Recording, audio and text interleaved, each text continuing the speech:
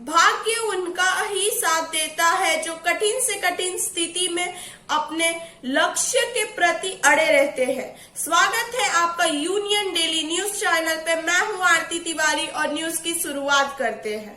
उजाला योजना के दूसरे चरण की आज प्रधानमंत्री नरेंद्र मोदी ने शुरुआत किया। उन्होंने कहा कि इस योजना से महिलाओं के जीवन में अभूतपूर्व बदलाव आया है। पीएम मोदी ने कहा कि हमने उजाला योजना के लिए मिशन मॉडल पर काम किया।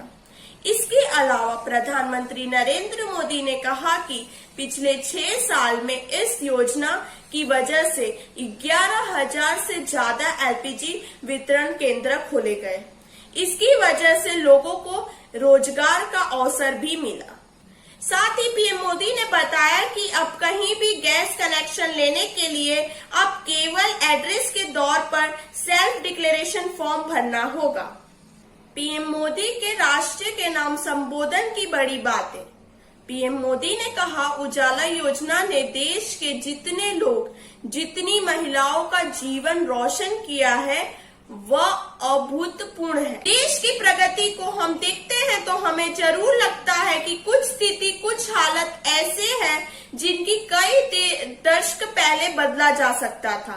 घर, बिजली, पानी, शौचालय, गैस, सड़क, अस्पताल, स्कूल जैसी अनेक मूल्य आवश्यकता है जिनकी पूर्ति के लिए देश को और इंतजार देशवासियों को करना पड़ा।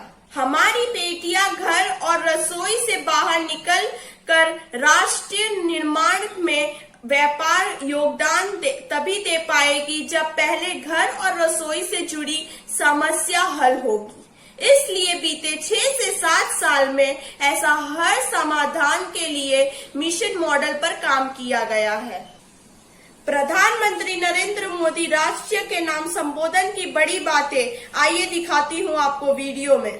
भारत सरकार ने बायोफ्यूल के विषय को प्राथमिकताओं से जोड़ा और तेल और प्राकृतिक गैस कंपनियों के जरिए वेस्ट टू वेल्थ के विजन के साथ लागू की सतत योजना, जिसमें कचरे जैसे गोबर, कृषि अवशेष इत्यादि से बनेगी कंप्रेस्ड बायोगैस यानी सीबीजी। सतत योजना के अंतर्गत वर्ष 2023-24 तक 5,000 सीबीजी प्लांट लगाने का लक्ष्य है।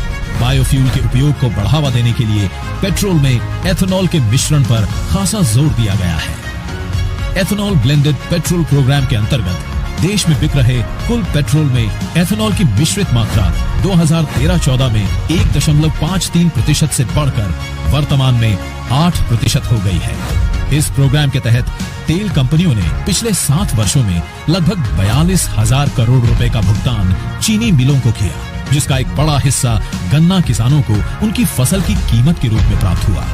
इसी प्रोग्राम के चलते 7,500 करोड़ रुपए के अनुमानित निवेश के साथ बनाई गई है 185 करोड़ लीटर वार्षिक उत्पादन के लिए अनाज आधारित मेगा एथेनॉल रिफाइनरियों की योजना। तेल क्षेत्र की कंपनियां सालाना 18 करोड़ लीटर 2G एथेनॉल उत्पादित करने के लक्ष्य से 5 कृषि फसल अवशेष आधारित 2G एथेनॉल बायो रिफाइनरियों की स्थापना के लिए करेंगी 8,000 करोड़ रुपए का निवेश। यूज्ड कुकिंग ऑयल से बायोडीजल बनाने को बढ़ावा देने के लिए भारत सरकार की तेल कंपनियों ने एक्सप्रेशन ऑफ इंटरेस्ट जारी किया है। बायोफ्यूल के उपयोग से मिलेगा छुटकारा कृषि अवशेष से तथा बढ़ेगी किसानों की आय। रोजगार और स्वास्थ्य के साथ स्वच्छ वातावरण के लिए बायोफ्यूल द्वारा है ये प्रयास।